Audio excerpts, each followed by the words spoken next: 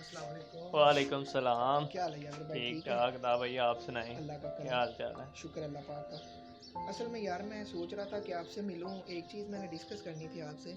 جی جی رمضان ہے، پھر بھی کچھ گناہ ایسے ہیں جن کو میں چھوڑ نہیں پا رہا۔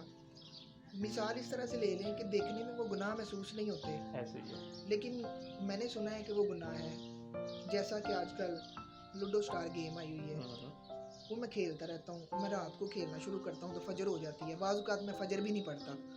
تو اس سلسلے میں آپ سے کچھ پوچھنا چاہ رہا تھا کہ اس سلسلے میں میری رہنمائی فرمائیں کہ مجھے کس طرح سے احساس ہو کہ یہ گناہ ہے یا نہیں، اس کے نتیجے میں کس طرح نیک ہو سکتا ہوں۔ دیکھیں تا بھائی کہ یہ جو چیزیں ہم سے سرزد ہو رہی ہیں یا کوئی بھی گناہ سرزد ہو رہا ہے، یہ کس وجہ سے سرزد ہو رہا ہے؟ یہ ہمارے نفس کی وجہ سے سرزد ہو رہا ہے۔ نفس کی وجہ سے، جی جی ایسے ہی کہ ہم جو بھی گناہ کرتے ہیں وہ ہمارے نفس کی وجہ سے سرزد ہوتا ہے، کیونکہ نفس کو انسان کنٹرول کر لے تو ساری چیزیں کنٹرول ہو جی جاتی ہیں۔ بالکل۔ ٹھیک ہے، اب نفس کو کنٹرول کرنا بھی کوئی آسان کام تو نہیں ہے ویسے، کیونکہ نفس تو نفس ہے، اللہ تعالیٰ نے بھی نفس کے بارے میں اسی طرح کا بیان کیا گیا۔ جی تو اب نفس کو کنٹرول کرنے کے بارے میں بھی ہمیں اولیاء کرام نے یا بہت سے لوگوں نے بہت سے طریقے بتائے ہیں۔ جی اب جس میں ایک طریقہ میں آپ کو بتاؤں، جس میں ہمارے پاس 4 اس میں کہنے کے سٹیجز ہوتی ہیں۔ سٹیجز ہوتی ہیں، ٹھیک ہے، اب وہ 4 سٹیجز کون کون سی ہیں؟ فرسٹ سٹیج ہماری آتی ہے مشارطہ، ٹھیک ہے، اور مشارطہ ہے ہمارے پاس۔ اس کے بعد ہمارے پاس آتی ہے سیکنڈ سٹیج جو ہوتی ہے وہ ہوتی ہے ہمارے پاس مراقبہ، ٹھیک ہے۔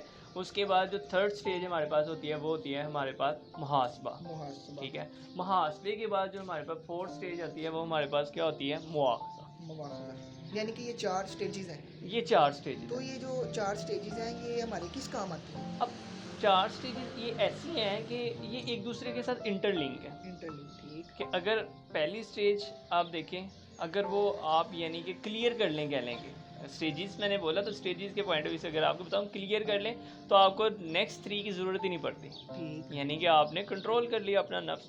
اگر آپ سے پہلی سٹیج کلیئر نہیں ہوئی تو پھر ظاہر سی بات آپ سیکنڈ سٹیج پہ آ یعنی جائیں کہ گے۔ نفس کو کنٹرول کرنے کے لیے یہ 4 سٹیجز کا ہمیں پتہ ہونا ہاں ضروری جی، ہے۔ ان کو کلیئر کرنا ضروری ہے۔ تو بھائی یعنی آپ نے بتایا کہ سب سے پہلی جو ہے مشارطہ ہے، مشارطہ تو ہے۔ مشارطہ کیا ہوتا ہے اصل میں؟ اب مشارطہ یہ چیز ہوتی ہے کہ ہم لوگوں نے اپنے آپ کے ساتھ ایک شرط لگانا کہ ہم گناہ نہیں کریں گے، کہ یعنی ہم اپنے ہی ساتھ شرط لگا اپنے ہی ساتھ شرط لگا لی کہ ہم گناہ نہیں کریں گے۔ نہیں کریں گے، یار میں آج سے میں نے شرط لگا لی ہے کہ میں نے کوئی بھی آپ شرط، جیسے ہم قسم کھاتے ہیں، ایک مثال ہے کہ یار میں آج یہ کام نہیں کروں گا، اپنے آپ کے ساتھ شرط لگا لیں کہ یار میں آج یہ گناہ نہیں کروں گا۔ نتیجے میں وہ ایک پاور سی مل جائے گی کہ میں نے گناہ نہیں کرنا، کیونکہ میں نے پہلے سے نیت کر لی ہے، شرط لگا لی ہے۔ ایسی ہے، شرط لگا لی ہے۔ کیونکہ بعض اوقات انسان جب شرط لگاتا ہے تو اس بات کو پورا کرتا ہے۔ ایسی ہے، جیسے آپ مثال کے طور پہ دیکھیں کہ اگر ہم کوئی بھی چیز کھیلتے ہیں، ٹھیک ہے، ہم اس میں شرط لگا لیتے ہیں تو پھر ہم نیت سے کرتے ہیں، پھر ہم نیت سے کرتے ہیں، کہتے ہیں یار ہم جیتیں گے تو یہ چیز ہمیں ملے گی شرط کے تو طور بڑی پر، اچھی چیز آپ بتا ٹھیک ہے۔ یہ ہمارے پاس جو ہوتا ہے، یہ ہمارے پاس کیا ہوتا ہے؟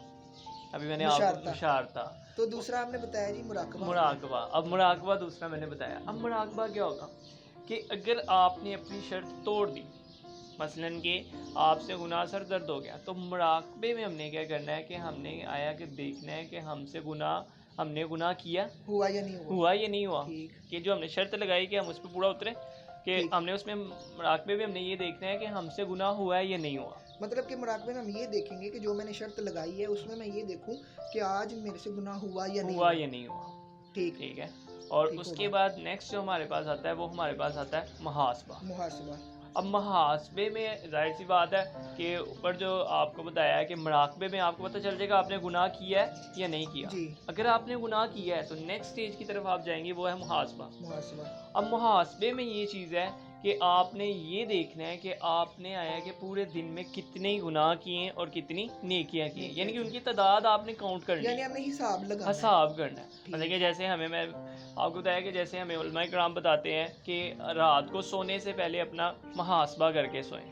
محاسبہ کر کے سوئیں گا مطلب ان کا یہی ہوتا ہے کہ آپ دیکھیں کہ آپ نے پورے دن میں کتنے گناہ کیے ہیں اور آپ نے پورے دن میں کتنی نیکیاں کی ہیں، یعنی اپنا حساب لگائیں کہ آج میں نے ٹوٹل میں کتنا کیا تاکہ پتہ چلے کہ آج کے دن میں زیادہ نیک رہا ہوں یا زیادہ گناہ گار رہا ہوں۔ ایسے ہی ہے کہ اپنا محاسبہ کریں۔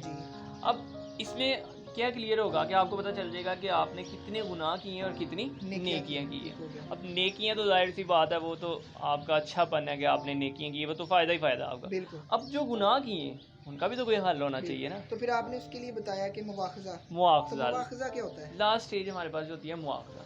अब ये मुआवजा जो है ये उन गुनाहों को कहने ख़त्म करने के लिए या उनके अमल के तौर पर कोई एक और काम करने के लिए हम ये काम करते हैं मुआवजा। तो उनको ये तो खत्म ठीक करने है। के लिए क्या करेंगे हम? अब उनको सजा खत्म, देंगे? हाँ यही चीज़ है, बिल्कुल ठीक है आपने कहा कि मुआवजे में हम यही करते हैं कि हम उन गुनाहों के बदले में अपने आप को सजा देते हैं। सजा देते हैं। अब तो वो सजा किस तरह से दी जाती हाँ है? ये अब आपके दिमाग में सजा के तौर पे हमारे जब भी हम सजा का नाम लेते हैं तो माशाल्लाह हमारे ज़हन में फ़ौरन ये चीज़ आ जाती है कि जिस्मानी सजा, यानी कि खुद को मारना। खुद को मारना। तो ऐसा तो शायद नहीं लेकिन कर ऐसा सकते। नहीं कर सकते हम लोग, क्योंकि इससे बेहतर अल्लाह ताला ने हमें और औलिया किराम या उलमा किराम ने हमें हल बताए हैं सज़ा की।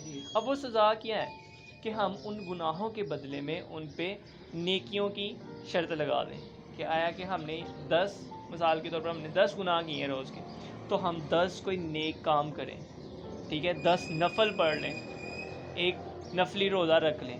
इससे क्या होगा कि आपके वो गुनाह जो है वो उलमा कराम कहते हैं कि रोज़ा रखो तो आप में गुनाह करने की ताकत नहीं रहती, ताकत कम हो जाती है। यही चीज़ है कि फिर इसमें क्या होता है कि आपके वो जो गुनाह हैं, कह लें कि आपने एंड पे उन गुनाहों के बदले में नेकियां कर दी, तो अल्लाह ताला तो बड़ा रहीम है, बिल्कुल। करम करने वाला है, तो यही चीज़ अल्लाह ताला को पसंद आ जाएगी और वो गुनाह आपके कह लें कि ख़त्म हो सकते बस हैं। मैं असल में ना इसलिए परेशान था कि मैं क्या करूं, मुझे पता ही नहीं चलता कि ये जो गुनाह होते हैं मैं समझ ही नहीं पाता आया कि ये गुनाह है या नहीं है।